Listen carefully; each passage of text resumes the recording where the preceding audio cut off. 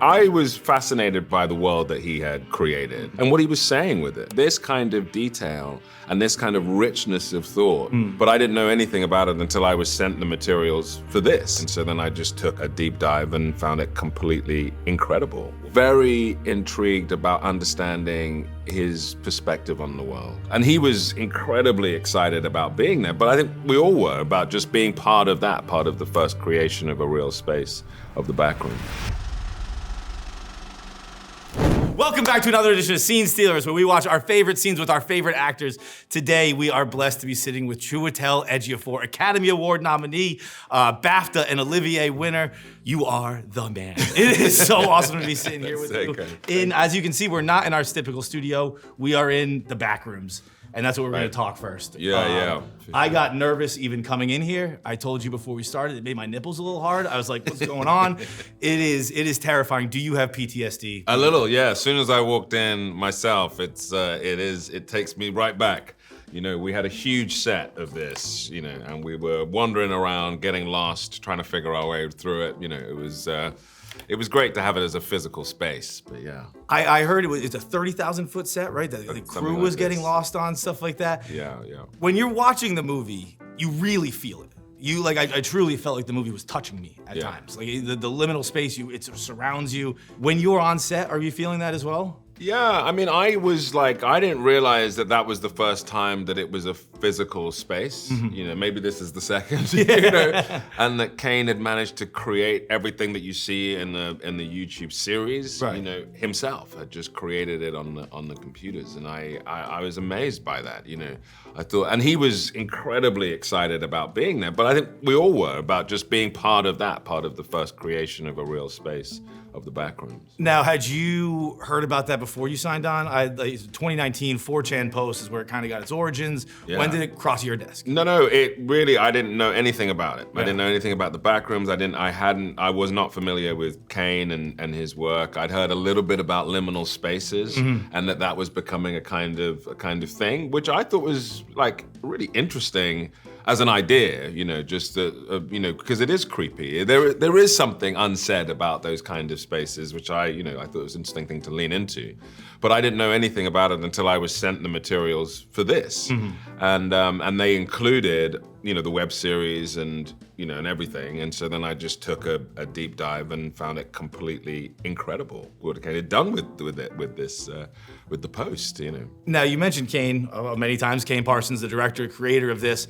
Very young man, 20 years old. Yeah. You're later in life, gentlemen. You're in your late 40s, I think, right? And I was watching the movie, and I thought it was so perfect that it was set in retail, because that's where you find those relationships, where you have like a 50-year-old and a 20-year-old who spend an insane amount of time. Yeah, a lot of times together in the store. Right, in the store. And so I imagine that's happening on set with you and the director. Yeah. What are you guys talking about? What are you finding common ground on? I think it was, gosh, that's a great question. You know, I think that I was fascinated by the world that he had created, you know, and what he was saying with it. You know, I think that he had a real insight into the psychologies of these characters.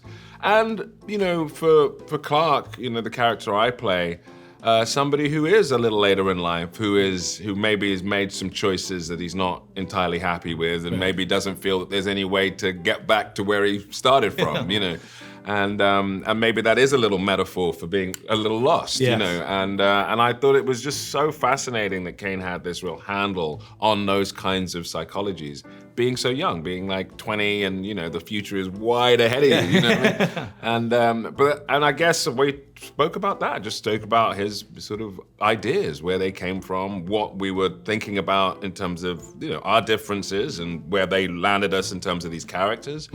And the space and the back rooms. I think, you know, our conversations were pretty, you know, work focused, and I was very intrigued about understanding his perspective on the world, on this world. It's interesting you mentioned psychologies, because there are some times where it's not a young person's fault. You can't understand this yet. You've never lived anything like this, but you guys didn't run into any issues like that. You were... Not at all. I mean, I feel like he's, you know, you know, it's one of those things that your hope is always to work with directors that really understand the world that they are creating. And so to be with somebody who is part of the creation of the world, who's a seminal part of the creation of the world, is, you know, incredible. It's great for an actor to have that sort of access point. So I never thought about him in terms of youth or age, really. You know, maybe just when it first came to me and whatever, and somebody was like, you know,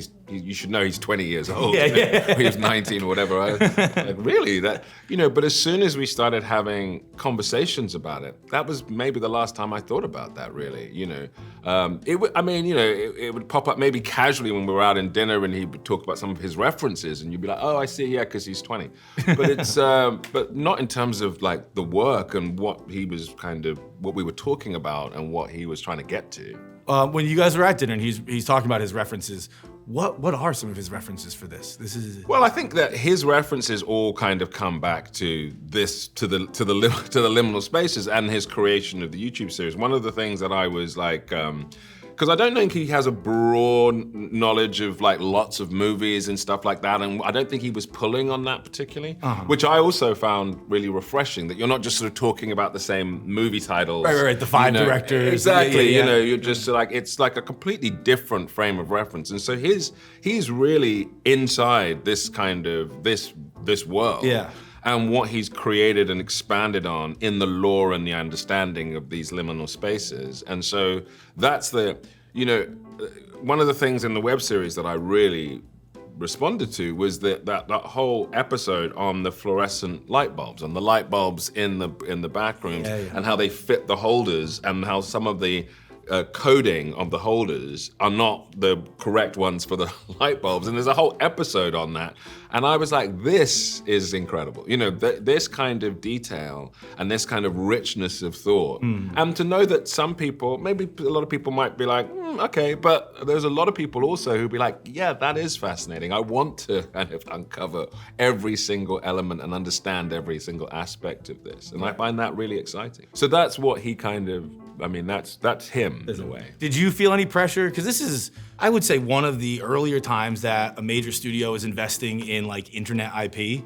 Do you feel kind of pressure of ushering in this new world, really? I love that. You love that? Yeah. I love that. I think, it's getting creatives into the different spaces, and really seeing what people can do, just sort of letting them loose on in these different areas and telling stories, That's all part of it. It doesn't really want to be always sort of shut down and just a kind of limited number of people have the access point to tell stories. It's like, let's open up and see who's got stories and great things to say, and finding those really exciting voices, that can kind of come through and create things that are pretty spectacular, I think, like this. Yeah, really, really spectacular. I swear to God, if my seat in the theater had a seatbelt, after the opening scene, I would have buckled it. It was like, that opening scene's crazy, crazy. But speaking of another insane scene, let's go with the character introduction of one Victor Sweet in Four Brothers. Oh, yeah. You must be hungry, right? I'm sorry. Don't apologize! Dog's gotta eat, right? I'll tell you what, you wanna come in my restaurant and eat? Go ahead, eat, dog, eat! Get the fuck out of my seat, man!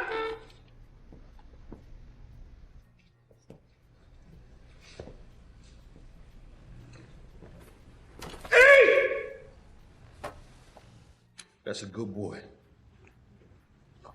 That's a That's good boy. bullshit. Shut your mouth, bitch. I'll put you down there with him. Come on. That's so good. It's so good. Four Brothers, directed by John Singleton. That's right. That is such a great character, Victor Sweet. And I remember reading you saying something where you know pretty quickly if a character is going to be research-based or physical-based, which was Victor Sweet. Yeah, I don't know, actually. That's a good question. Let me go back in the Rolodex. It was, I think Victor Sweet was a little bit of both. Yeah. It was, in a sense, you wanted to just get the physicality of that character, I think. But there was something else. There was something about, just being in Victor Sweet's world, of trying to sort of understand his world. But it was also really fun, and John Singleton was just like, You know, he really, just the set was just a blast to kind of be on and to explore these characters and to, you know, have fun with it. I feel like a movie like that, it can so quickly or so easily become not very good. Yeah, right? yeah. Like they're kind of, those movies or those action movies are kind of always right on the edge. Sure. What made this one so great? What made this one stand the test of time? Well, I think because John has a real handle, first of all, on the action. You know, there's an amazing car chase sequence in it as the cars are sort of drifting on the ice. Yeah. You know, it's like really great. And so he kind of, you know, he had that sort of real handle on real visceral filmmaking.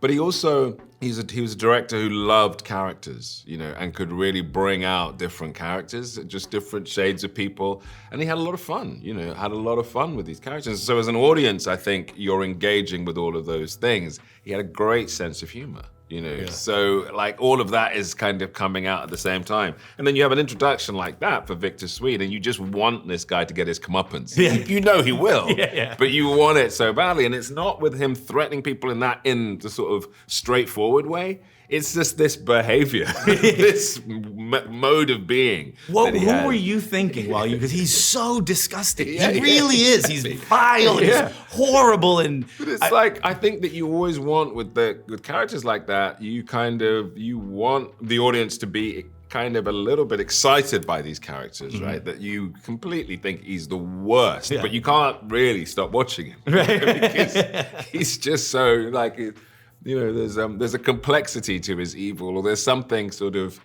you know, there's something funny about it. There's something humorous about it. You know, there's something weirdly charming about it. And I think it's trying to find that balance. So, you know, so that for me anyway, that means that I'm with characters like that, I'm kind of engaged with them. You know, even though I know that the fun journey is going to be seeing this guy, you know, get his comeuppance eventually in the film. Now, speaking of his comeuppance, obviously quite an iconic scene there. Mark Wahlberg doing the Midwestern Lawrence of Arabia walk across on the ice, lake. I'm not sure what lake you were on, but what is Victor Sweet thinking while Wahlberg's character walks across an entire lake? Well, where's his car, first of all?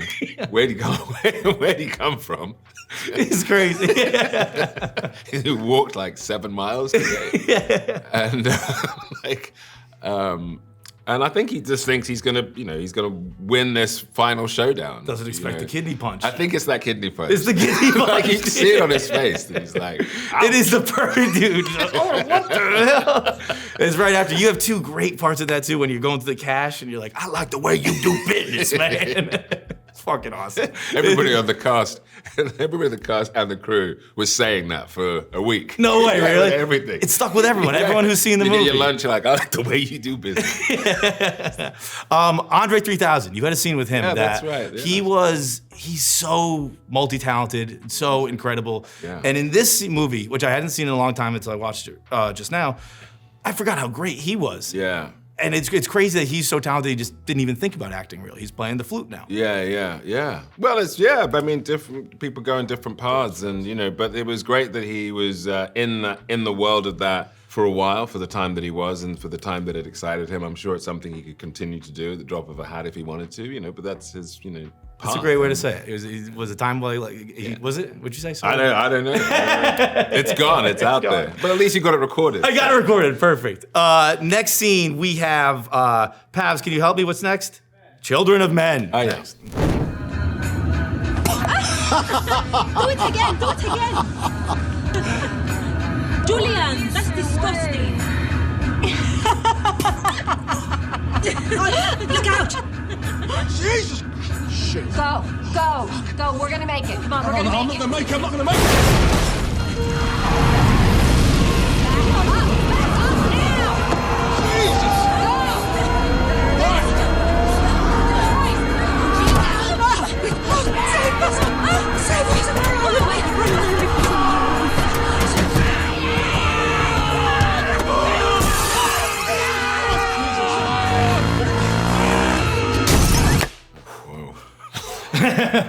I have a confession to make. I hadn't seen this movie until you suggested it. Oh, is that right? So I watched it on the flight over last night. Oh, okay. Wow. What a movie. Yeah. Alfonso Cuarón directed. Zubeski, the cinematographer, insane work right there. unbelievable, unbelievable. What was it like filming that scene? It was, it was shot. Obviously there's invisible cuts in the scene. It goes on actually in that one take for a little bit longer, and there's these kind of invisible cuts as you move through it, and it is. So we did it over a few days.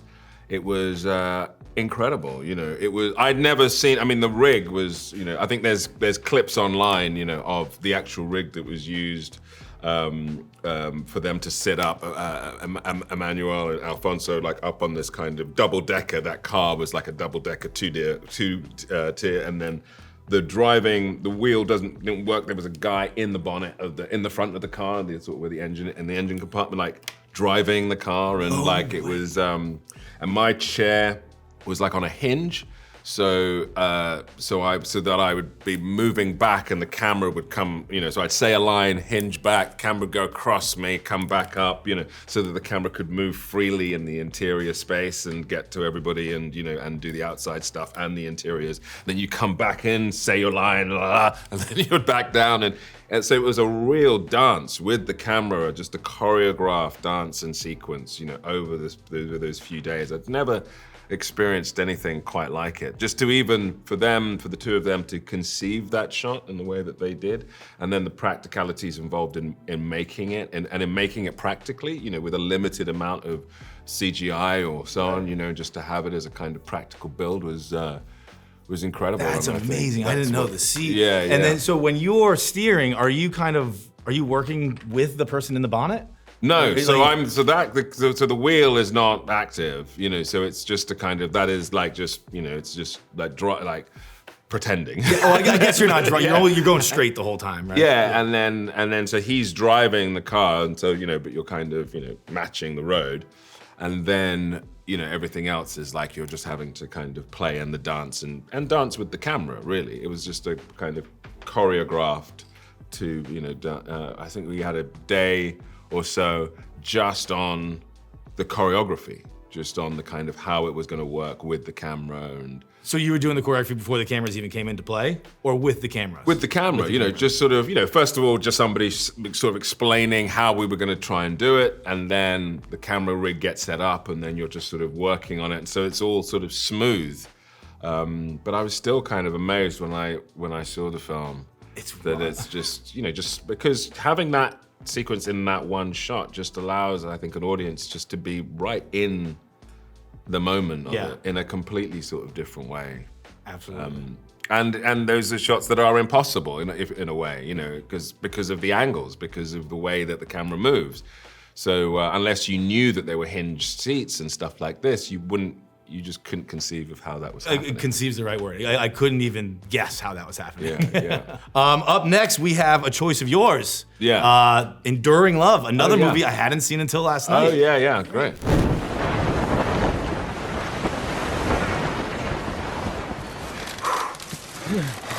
What's your name? Cary. We're gonna get out. Get you out of it.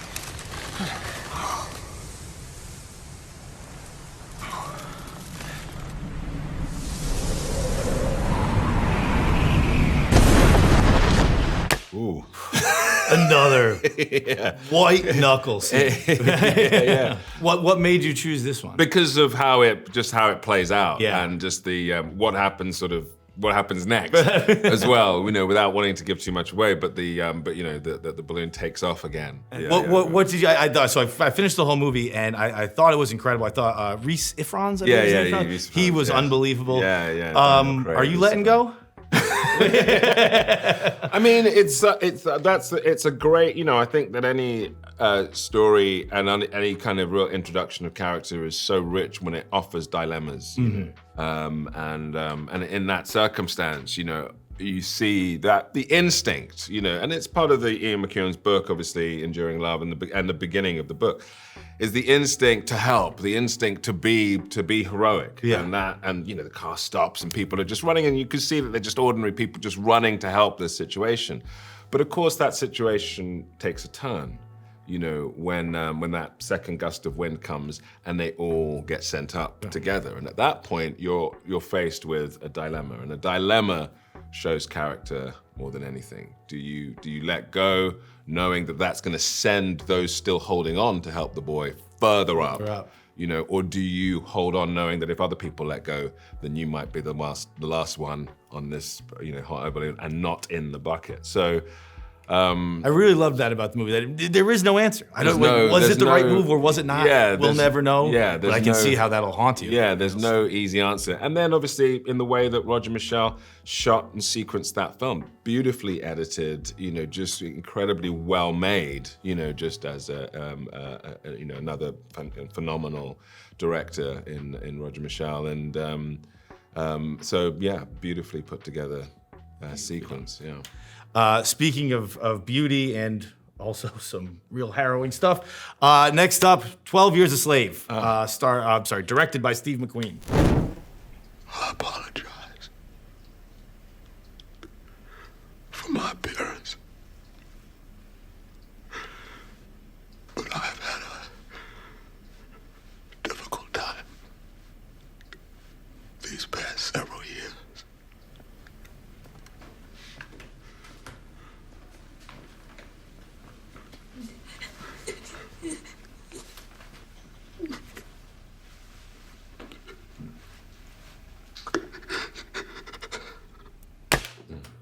I saw that movie in theaters when it first came out, and I was 25 at the time, probably something like that. And I remember the brutality of it and how much it affected me and stuck with me. And then I watched it again for this interview, and I don't know if it's age. Obviously, there's tons of brutality, but I saw so much more beauty in it this time about the perseverance of spirit and love and things like that. Humanity. And the shots were gorgeous, and everything about this movie I found to be fucking perfect. Yeah. And I was wondering, does a story have to be that dark? Does everyone have to come knowing we have to be at our best because the story deserves our best? Or can that happen on other movies?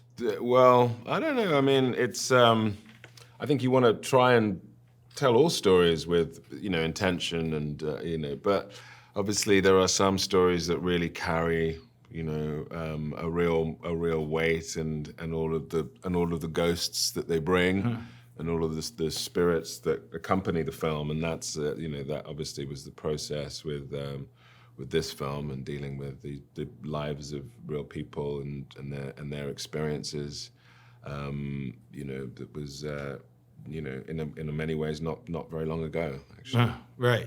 I read that Lupita and Fassbender had some kind of system where they would hold hands and kind of just give each other permission, I guess Fassbender the permission, to really go for it. Did you have anything like that with on the set, or was it? I think for me it was always, you know, obviously there's an element of reticence sometimes with some, you know, people come in to play roles that are like deeply unpleasant, right? You know, and so from time to time one wants to have a conversation, you know, that kind of says, you know, that obviously we're going to go beyond all of the kind of norms that we would engage with, you know, and this has to be a space to explore that because that's what we're exploring, you know, and all of those things, all of that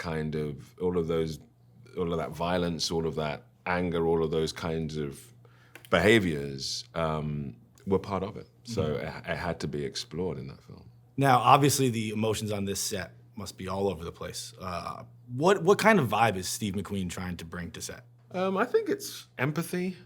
There's poetry. There's beauty. I think it's, as you say, it's all the things that are positive. You know, all the ways in which we collectively and individually have changed and grown, and we're trying to tell a story because we're honoring the people who went through this this harrowing experience, and we're doing that as a collective, you know, and so that's the spirit of the story. The spirit of the story we're told. I read that you and Cary Fukunaga had a dinner when you were wrapping 12 Years, and he was heading down to Louisiana to start True Detective, and I thought that was such a cool dinner for two people who filmed some iconic pieces of American media, to kind of have a dinner on the way out and on the way in. Sure. And I'm wondering if you remember anything from that dinner. I mean, I don't necessarily completely, but I had a lot of conversations with him over the years, and we were actually born on the same day and date. No way. Like we are absolutely born on the same day and year, and he's just somebody that I've hugely respected as a director, just over the years, and so and had an opportunity to sit down with him a few times, and that's been great. And our final scene, we have 5 minutes. Mordo versus Doctor Strange.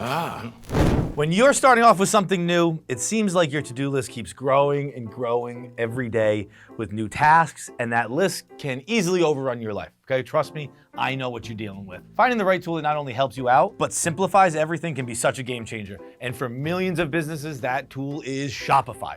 Trust me, at Barstool, we know all about Shopify and how important it is. Shopify is the commerce platform behind millions of businesses around the world and 10% of all e-commerce in the United States at places just like the Barstool Sports Store, as I mentioned. You can accelerate your efficiency, whether you're uploading new products or trying to improve existing ones, Shopify has you, okay? Shopify is packed with helpful AI tools that write product descriptions, write page headlines, and even enhance your product photography. That's humongously important for getting people to buy your product, the photography of it. Oy caramba. Get the word out like you have a marketing team behind you. Shopify will help you with all that. They can easily create emails and social media campaigns.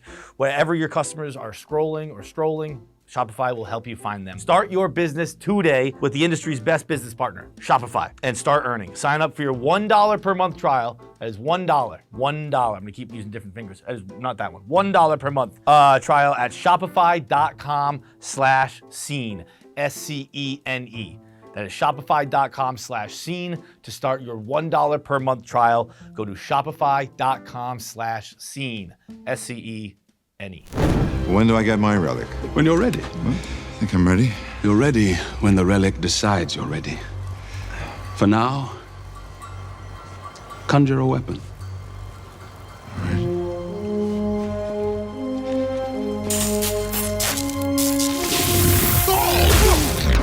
Fight! Fight like your life depended on it!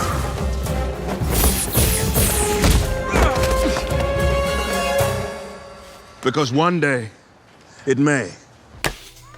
First of all, do you have any boxes left to check as an actor?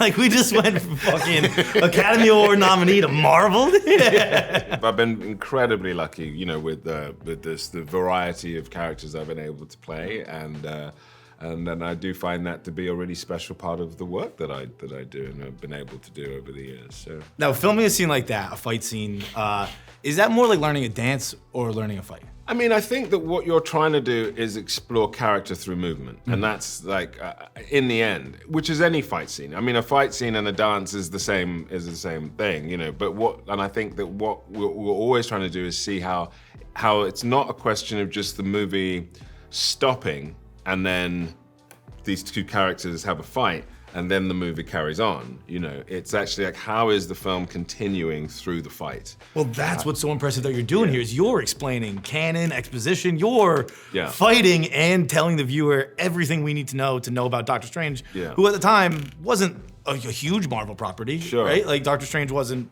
one of the, he's not Iron Man. Turned out to be a massive hit, but at the time it wasn't, people like me are in the theater going, who is this guy?